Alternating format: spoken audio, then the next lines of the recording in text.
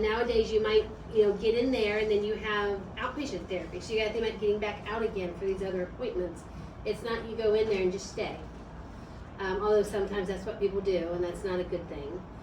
And then accessing your bathroom. Does a walker fit in your bathroom? Do you have to go in sideways?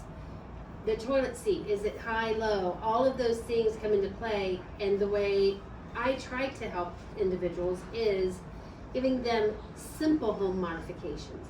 There's a lot of equipment out there that can be added to your home, installed. John can do that to help you stay at home.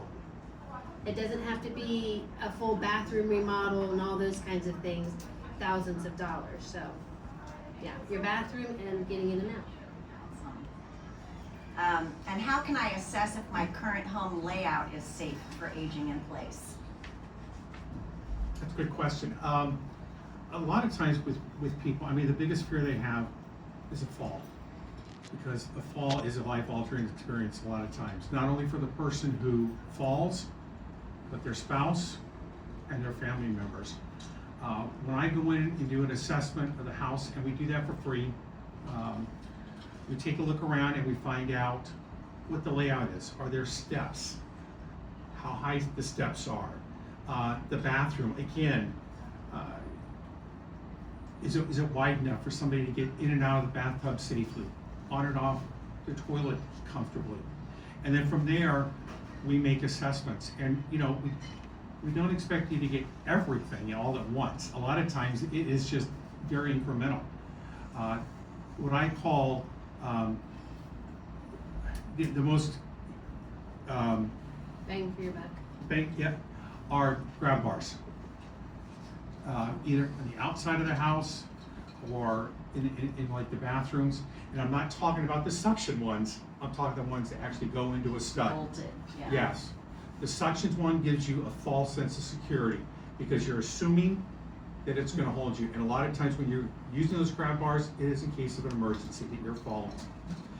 And a lot of times what I do with people is they're like, oh, John, I just want like a 12-inch one. I'm like, no, just get an 18-inch or maybe a little longer. Simply because, again, when you're using those, a lot of times you're falling. And you want to make sure that you max out on the grab bar. We also have stair lifts that we use to get people up and down their stairs, both in the garage and in their homes. We even have stair lifts for the outside. So. Awesome. What are key features of an accessible home for seniors? Zero entry. Trying to make that where you don't have a step up. Sometimes in certain homes you can't. Might be a ramp, or you look in your garage, to do that. I'm glad you got the questions up there. Yeah. If you are by chance looking to move and you're wanting to go to another home, that's something to really look for. Is zero entry. Sometimes, believe it or not, you can say, well, I'm just going to move to a 55 plus community, like a senior apartment, if you will. Guess what? They don't have grab bars. And if you install the grab bars and you move out, guess what? You've got to pay to have those taken out and put back. And patched. Why in a 55 plus building they would not just put them in, I have no idea. Because once you get a grab bar, you're going to use it all the time, right? And then again, it's kind of looking, something John and I do slightly different, is I'm also looking at how you move in the home. So if you have a diagnosis, say Parkinson's, COPD, something like that, what is that going to look like for you down the road? You might have been diagnosed with Parkinson's 4 or 5 years ago, you're still navigating the steps and everything okay. What's that look like 5 years from now when you can no longer do the steps? How do we adapt that? Get John involved to do a stair lift? Maybe do that for a while, or do you move everything downstairs? The other thing to make things completely accessible is trying to have a full bath downstairs on your main level. Most homes do not have that. I had a couple that I went out and did a safety assessment for 2 years ago. They were trying to decide, do we move into an independent living? So I said, go tour, go look at these places, go have lunch, have dinner, just walk in at random sometimes. And they were trying to decide whether to do that or take their half bath, make it a full bath. They did that full bath. It cost them $20,000 to do. You would never know when you walk in the home that that wasn't always there. Like, I was so impressed with how they did the layout. That $20,000 they would have spent as a couple in an independent living in 4 or 5 months. That was 2 years ago. So yes, it was a chunk of change for them to spend up front, but they're good to go. So they can bring their bedroom downstairs down the road if need be, and now they have a full bath downstairs. Also, I have a comment and question regarding grab bars. Everybody recommends, okay, we should have grab bars. But, you know, it's like not universal, just like we individually see where the patients have grab bars, like in the institute or this, the senior living or rehab places even, they have standardized. Mhm. And standardized could be a US 6 foot tall person and short little person like me, so it doesn't fit into everybody safely. Correct? Yes. Yeah, When we go into a home, I will recommend, I always start off with 18 inches. And our installers, and with Miller's, our installers are our employees, they've been drug tested, background checked. When they come in, you know they're safe, they're gonna be pulling up in a Miller's vehicle. But I tell the clients all the time, you sit down with Robbie, our main installer, and figure out yourself where the grab bars are gonna work for you. Yeah, because it's way up there, you have to pull yourself. Yeah. Yeah, so we always work with our clients to find out what's gonna be the best fit for them, what's gonna work for them as individuals. we're gonna move on and talk a little bit about fall detection systems here. I know you guys have seen probably on your news networks, you know, all sorts of advertisements for safe home, you know, devices that alert somebody. You press a button, you either wear it like a bracelet or you wear it around your neck, sort of like a necklace. Can you guys talk a little bit about those, and do you have any thoughts on whether those are actually worth the money? So my father-in-law lives with us, and he has a fall detection pendant that he wears, and it works no matter where we go. So he doesn't walk anymore, he uses a wheelchair. But funny story, I left one day to go get McDonald's or something for him. My husband and I were going to go out. My husband was on a walk. He came home, father-in-law was in the bathroom, no problem. Father-in-law did not yell out. Husband goes upstairs on the other side of the house, and I'm sitting at McDonald's. I can't get out because the fire trucks are pulling out. Huh. Then I get a phone call from the company we use as Third Act, and they said, you know, this is who we are at Third Act, blah, blah, blah. I go, yes, because your father-in-law has fallen. And I go, but my husband's at home. Well, he couldn't yell loud enough and didn't yell at just the right time as my husband was passing the door, and they're on opposite ends. So having a fall detection is very, very helpful.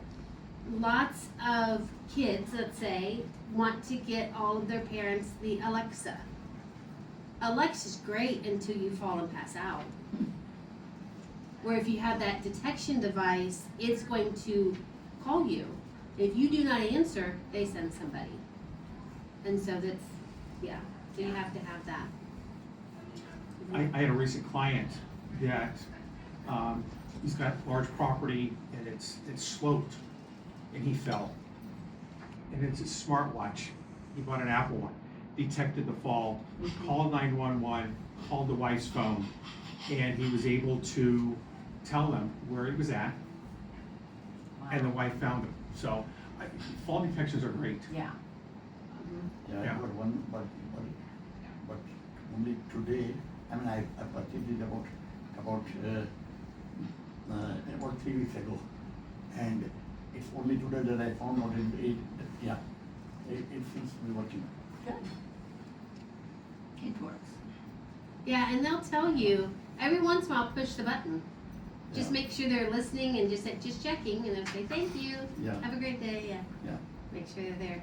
Yeah, if you're getting a smartwatch, I would definitely look into fall detection because I mean, you've got the watch anyhow. Yeah, Yeah, it's my- not going anywhere. Yeah, Yeah. my brother has a smartwatch and it has this fall detection. So, and, Yeah, because Has it he also ever is your had to heart. use it? pardon me? Has it ever like been triggered? Has he fallen? Yes, it has triggered, whether you, yeah, and yeah. I mean, he fell down and it, but then he had no problem whatsoever. But then, but then he liked it, that it worked at that time. Yes, You were right. exactly. Yes, yeah. Well, sometimes it's too sensitive, even if you bend over. Oh. Yeah, exactly. Fall detected. Or it You have to sticks, say, yeah. okay, false alarm. Yeah, that also happens, yeah, Mhm. yeah, yeah. What about, let's talk about kitchens a little bit. So, what are some things you can do in the kitchen to improve safety to improve safety in the kitchen, or stairs even? I know that stairs we talked briefly about, but, what if your stairs, if you're not ready for the electric chair slide, are there things that you can add that are safety treads that, if they're wooden stairs, or what are some of the things that in kitchens and stairs that you can do to modify? Yeah. So thinking of kitchens, as we get older, lots of times we don't have the range of motion in our shoulders, to reach way high up. So the big thing is things that you use all the time, have them where you can access them. Sometimes you can use, if you're really good, you can use those reachers, but those are hard to get, your plates and things, but have things within reach. You can go so far as to a couple cabinets, modify them so that the shelf can come out and come down. I was at a home in Gahanna, and the lady, she's in a wheelchair, she had her whole house modified that way. And I thought, gosh, I'd love that in my house, On the steps, so many homes have one rail. They don't have two. Two is very, very helpful. It never fails. If you break your right arm, guess what? Your banister's on the right. Yeah. And so then you don't have anything on the left to hang on to.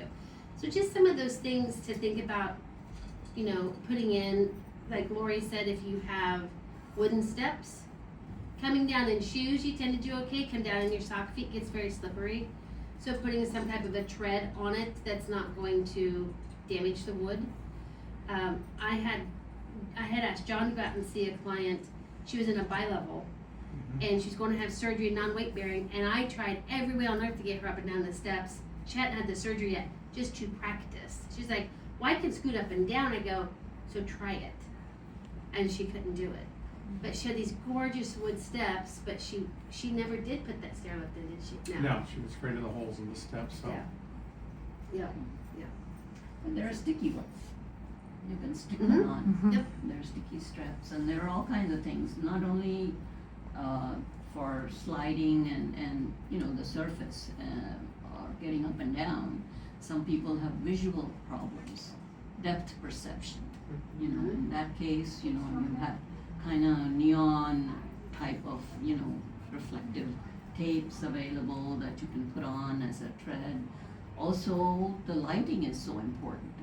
So, putting some kind of lighting that, you're going up and down or in the bathroom. Even there are some motion sensors that, night light kind of thing as you're normally your passageway. That's very, very helpful. You can get those low level, almost halogen strip lights too, that tape. They're sticky, and you can literally just tape those underneath the kind of the lip of the tread to illuminate and be helpful, in the evening as well too. Yeah, the other thing in kitchens is the rugs need to go. Yeah. No Throughout the rugs. house. Yeah. Throughout the Yeah, house. throughout the Yeah, house, throughout the they should house. go. Area rugs are tripping hazards. Yeah. It doesn't matter where they are. Yeah. So that's always a problem. And one thing that we do, a lot of times in the garages, you've got wood steps, maybe like 3 or 4 wood steps. Mhm. What we do is we take those out and put in what's called half steps. Typical steps are up 7.5 to 8 inches. We work them down to about 4 inches, and we double the size of the tread. So that And we put banisters on each side so that when you take a step, you can actually get both feet up on each step. It's a very inexpensive way of getting safely in and out of your house. That's a great idea. Yeah. Also, like, you know, if you're using a walker or something, assistive device, that's kind of helpful to have wider steps. Yeah, and again, it's a very inexpensive way, and it's an innovative way that we found that, again, it makes it affordable for somebody to stay safely in their homes. What are some proper lighting tips and advice that you guys have for seniors? Lighting can vary depending on what's going on with you. If you are somebody, and most people get these fixed, but when you have cataracts, bright light is too much. When you have glaucoma, macular degeneration, sometimes you want a brighter light. So thinking of some of the families that I work with a moving company, and they'll move a person into like an assisted living. And you get there and you go, there's no light overhead. Do you have lamps? No, because the house they left, it had overhead lighting. They did away with their lamps. So then, it's just kind of thinking about that. Having lights that you can reach as soon as you walk into the room. You don't want to walk across the room to turn on the lamp. It needs to be on a wall switch. That way when you get to the room, you can turn it on. With the eye diseases, many times you have to be careful of shadows. So we have some of those night lights for my father-in-law, so when he gets up, they kind of kick on. And those work great. We have the cheap kind. And so if I walk into the living room, at his living room at night, the light comes on and I can see. If I'm in the refrigerator too long and turn around, guess what? Light goes out. So you want to have a light that you can turn on, or those sensory light that they're going to stay on for a little bit. Because sometimes it's hard to make it kick back on. Do you all have any knowledge of like home health monitoring systems that you can sign up for? I don't know if there's anything other than like the pendants. You mean as far as like me watching my mom, that kind of thing? Yeah, like to help monitor. So like if somebody wants to stay in their home, but they're worried that the kids are worried that it's not safe, and are there other ways? Are there other? I mean, obviously you can hire somebody to come in, home health care, to come in and do check-ins and help with medications and whatnot. But I didn't know if there were anything that track like vital signs. Like I guess an Apple Watch might do something like that. Yeah. But I know I've heard about some monitoring systems that are more tied into the actual, like vital signs of somebody. That's something I really don't get into. I don't really you. I have not either. I know for some family members, they feel more comfortable if they have cameras in places. Mm-hmm. But then you as the adult in the home, you feel like you're on display all the time. But then Yes. you kind of get used to it. I mean, we have one for my father-in-law. He's forgotten that it's even there. AT&T has a security type system that they can install. There is Home Watch, which is a home care company. They have a system they can install. As far as taking blood pressures and things like that, it would be like your Apple Watch, Mhm. buying one of those bands, but those aren't always completely accurate. No, I know. I got one to count my steps, but if my arm didn't move, I said I wasn't walking. So if you sit and do this, I'm not walking, but it says I did 10 steps, I found that with therapy because I was telling my husband how far I was walking. Because there's no way you're walking that much. And I learned even if I walked slow, it wouldn't count the step. So you had to have like a GPS thing to watch you walk instead. So, yeah. I don't know, Lori. That's something Okay. to look up. Okay. We're installing something called a smart slide. It is for a sliding glass door, and it also works with windows, where you can actually program it. You can tell it out loud to either open it or shut the door. It's actually, you can also do it for dogs. But more, Wow, yeah. that's pretty they, cool. They can have it so you can train your dog to hit the button. Oh my God. Yeah. Ah. But It is, in your situation where I've got a client in Gahanna, and he wanted to make sure that his parents weren't getting out at night. Kind of rolls in reverse, you know? Yeah. How about that? Yeah. But it literally, it will monitor, 2 ways. It'll monitor when the doors open and shut. So, and you can have it beep on your smartphone, so if it's 3 o'clock in the morning, you hear a beep, it's like, what's going on with mom and dad? Yeah. Well, the same thing is if they're expecting delivery, that person can open and shut the door for their folks as well. Mhm. So, and it, you know, we're installing it. What does something like that run? Altogether, it's less than $1,000. That's worth it. Yeah, and it's gonna take us roughly half hour, 45 minutes to install. But more than anything else, it's given this mom and dad peace of mind and the son peace of mind, so. Yeah. We had, with my in-laws who both have Alzheimer's, and before we actually moved them into memory care, we were getting calls from the neighbors, you know, and they were like, Rose was out, you know, at like 4 o'clock in the morning, you know, picking up sticks in her yard, or, you know, in her nightgown, and, you know, or not, you know. So that, you know, would kind of resolve, you're right, it would kind of make you feel safer that, you know, Yes. at least if you're getting an alarm at 3 or 4 a.m. in the morning, you need to go over and take care of it, you know. Right. So it can be scary. Okay, hold on. Are any of you caring for a spouse or somebody with Alzheimer's or dementia? They're in memory care, my mother. Okay. But they're not at home? Okay.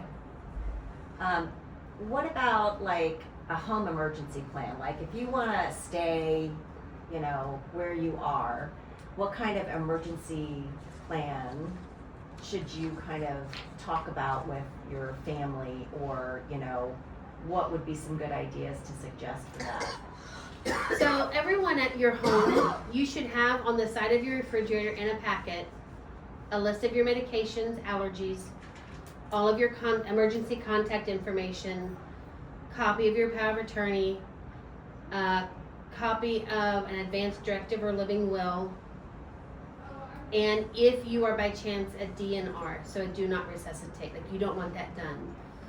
When EMTs are called and they come to your house, if that information is right there, it saves them minutes. And so I don't know if any of you have ever had to call the squad for somebody, but it gets very, even though I've done it many times, it's very unsettling, and you want to do it right, and you can't remember your address, and you know your mind just starts to go. But having things in that packet is very helpful. Yes. Where do you get the file? I think hospice gave me some, but people have come to my house and say, where do I get that? I'd like to have that. If it's a red thing that's magnetized and goes on. So a lot of times your firehouses will have it. Well, that's what I thought, yeah. And I called the Dublin. fire and they didn't know anything about it. Do you know who the Dublin I didn't community go. paramedic is? I didn't go there personally, I just made a phone call. But that's what I thought, you ought to be able to go to the fire station and they would have it. I know that the fire stations will actually install a lockbox too on the outside of your exterior door to keep a house key in, just in case you're incapacitated, the door's locked and they can't get in, so that they don't have to break the door down. Yeah, you have to give them the code. Yeah, yeah. Also, it's part of these emergency, like fall detection system, the mobile help. Mhm. They provide you a lockbox. Mhm. Yeah, they do. Yeah. What about Smart 911? I had just heard about that, It's been like around for- last week, of signing up on that Smart 911, Yeah, because that goes to all, like the local firehouse and things automatically, right? right. I just have not signed up for, I haven't You looked just into have it to yet. renew it, I think it's every 6 months or something like that, and, Is there a No. cost to it? no. Okay. No, not at all. It asks for a lot of detailed information, but, yeah, no more than what you're talking about. Right, Yeah. right. Yeah, knowing what medications you're taking is very, very helpful for them, especially if you're allergic to something. Yeah. Right. You know, I cannot take like ibuprofen, things like that. I'm allergic to it. So, and that's an anti-inflammatory. Mm-hmm. So if I'm hurt, you know, a lot of times that's one of the first things they're going to do is give you pain relief with an anti-inflammatory, and yeah, that wouldn't work very well for me. Yeah. So, Or cause other issues. right, Yeah. yeah. What kind of modifications would you suggest for a home where somebody is starting to have some cognitive decline, like dementia, you know, those kinds of things? So many times what is recommended, and it sounds, I don't want it to sound childlike, but it's kind of the same things. You know, you have the childproof locks when your kids were little. A lot of times it's going back to that.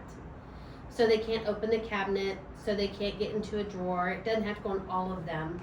But thinking of something where, you know, they may not realize they're holding a knife and they think it's a pencil, and you just don't want them to get hurt. Doing a alarm system of type, AT&T does that, so when they open the door it chimes. Mm-hmm. Sometimes your house alarms will have that. Your security alarm will have that. Mm-hmm. The downside is you get so used to what your security alarm sounds like, you don't pay any You just attention don't to even, it. yeah, you ignore it. Yeah. One thing I did when my dad was living in an independent living was to turn off the circuit breaker for the stove. So, he didn't, you know, Turn it on. so And he didn't leave it turn on. it on. Yeah. Because, I had heard about somebody trying to cook with paper plate instead of a pan. So I thought, let's forestall that. Yeah. And, he never complained about it. I was expecting him to say, something's wrong with this stove, but fortunately, years of having my mom do that, cooking didn't come up as an issue, but, that's great an idea. easy thing to do. To help somebody remember where their things are, you can put a label on the cabinets, glasses, plates, silverware, those kinds of things. Even in like directions, say bathroom that way. And the thing is with dementia and Alzheimer's, it all depends on where it is in the brain. Mhm. My mom could read and seem to understand things probably up until like 3 or 4 months before she passed. And she could walk. Mhm. So, but somebody else, mobility might be hit first, or be able to read and understand, they may not, Right. you know, they may not be able to read. So it's all very individual. But putting labels on dressers, socks, underwear, things, and keeping them involved with the tasks. So if you're doing the laundry, let them help you fold it. And if they want to wad it up in a ball, then let them wad it up in a ball, right? You know, I know that my dad had a form of Alzheimer's and he shuffled his feet. And it goes back to talking about the area rugs, how dangerous they are Mhm. to have in a house. So, I mean, I always encourage people, get rid of the rugs. I don't care how beautiful they are, Yeah. get rid of the rugs. Well, and when you're coming home from a hospital stay too, and you're not used to walking and you're using a walker perhaps or a cane, that's the first thing that's gonna trip you up is an area rug. And you're right, I mean, as beautiful as they are and as much as you love them, they are the #1 tripping hazard. And especially if you're navigating a new way of getting around, you're gonna be more susceptible. Mhm. So, and I know this really isn't, this is sort of off topic for you, but I do have a piece of paper, I do have something that I hand out that are really, really helpful. So there, you know, sometimes people will hire in-home health aides to sort of supplement, you know, the care for a loved one, or if there's something that, you know, you can't do laundry and you wanna have somebody hired that can come kind of help you with those tasks.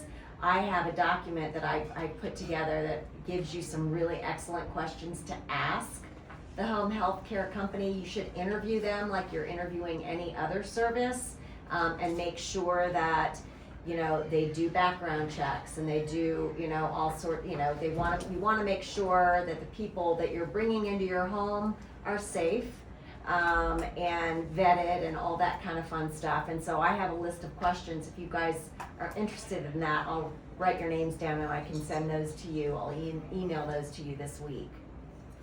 But you have to evaluate the trustworthiness and the professional, reputation of any of those home health care companies that you want to hire and bring into your home.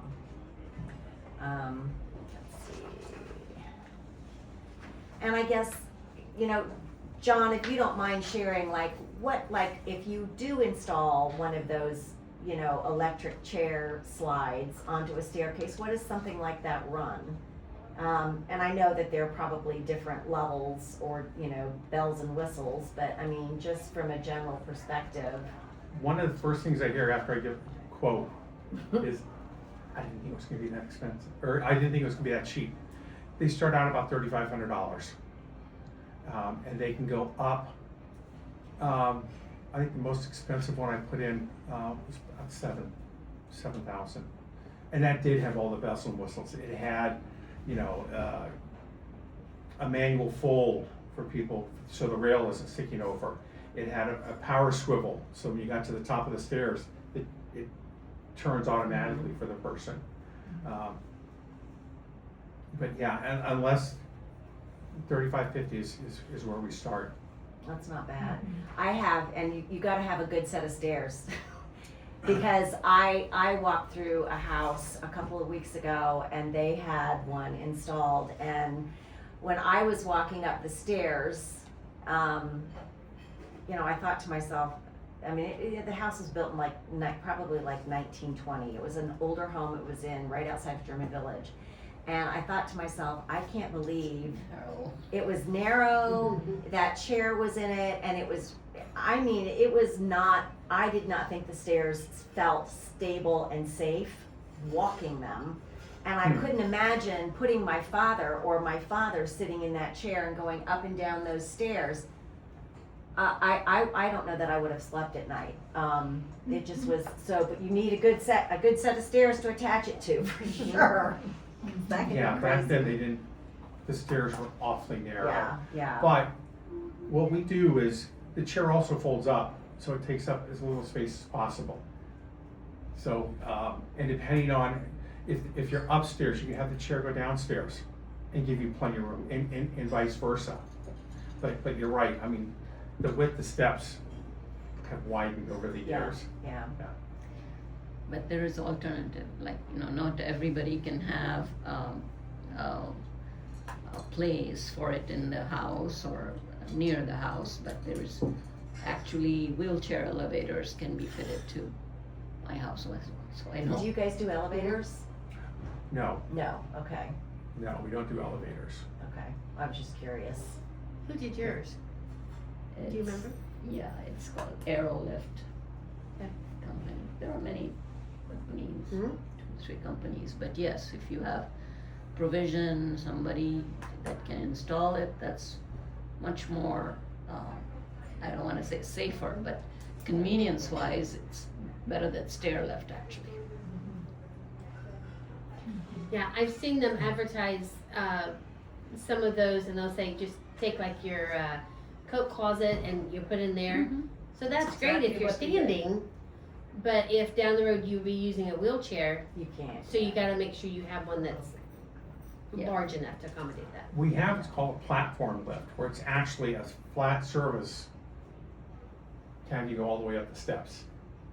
Really? Yeah, and it fits, it fits a wheelchair. The tough thing is when you get down to the bottom step, we need at least like a 6-foot area. Yeah. But we put those in, and it's worked. And those, they're a little pricey, but again, it's like 2 steps beyond a stair lift, because it's actually designed for somebody who's in a wheelchair full time. Okay. Do you all know of any financial assistance programs or grants that are out there if, a senior is in need of some of these modifications but may not have a lot of cash flow? I actually just met them this week. Have never heard of them before, but they've been in existence for 15 years. It's a federal grant funded company called Mobile. It stands for Mid-Ohio Board Independent Living Environment. Anything you need, you call them. Now, are they going to have the resources to say, yes, like we have this? Because I'm now helping them find wheelchairs and walkers for people, and getting it to them. But they can help with transportation. And I asked her, I said, so is this based off of the client's income? And she said, no. Yeah. And I said, are you sure? She goes, yes. Doesn't guarantee they can always get that transportation, but it's all done. They come out, pick you up, transportation, take you where you need to go, bring you back. Mobile pays the transportation company. Yeah, the Delaware County also has a transit. You just call them and even a day ahead you can call them and they will come and pick you up. Who's this? Delaware County Care Transit. Source? Oh, yeah. It is called Delaware County Transit. Is it Yeah. through Care Source? Pardon me? Is it through No. Care Source or is it No, no. not? Okay, The Delaware County, they have a The Dublin They have a- connector does yeah, that. they have, okay. yeah, they have a department head who takes care of the whole thing. Yeah. And I know Clintonville has something similar. Yeah, It's like it's a bus system type of a thing. yeah. And the Franklin County works with quota, and quota definitely comes and picks you up. Yes. The downside of a lot of transportation companies that you have to check on, they can get you, but you've got to get to that vehicle. So if you need help getting out of the house, getting down the sidewalk, Yeah. they're not going to assist with that. They're just going to do transportation. Yes. Then there are some that we know of that they'll actually go and help you out. If you need an extra assistance, because the one gentleman was telling me, if there's a couple steps and you're in a wheelchair, they bring an extra person, they help bump you down the steps in that wheelchair. But again, that costs. But going through mobile, what I am understanding is they will pay for that for you. They have grant money to do that. Well, No, this may have changed over the years, I hope it has, but, some years ago when my dad was in a wheelchair, I had a terrible time finding transportation to get him to doctor's appointments.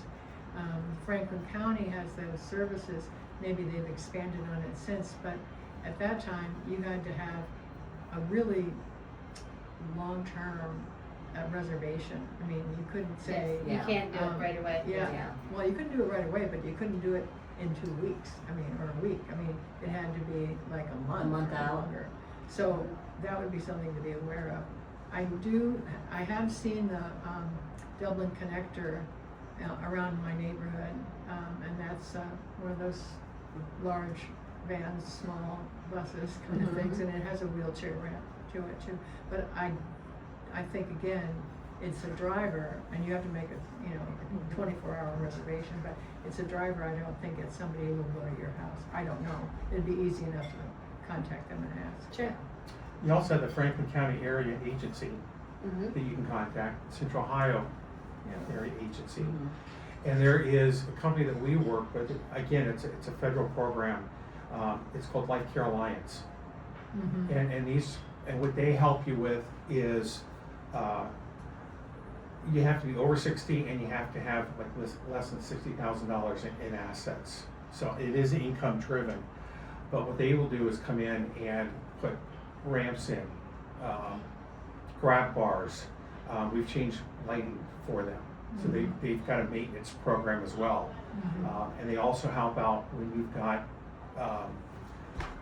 I'm sorry. That's okay. Issues with their home modifications. They will help you with that, but it's all based on income.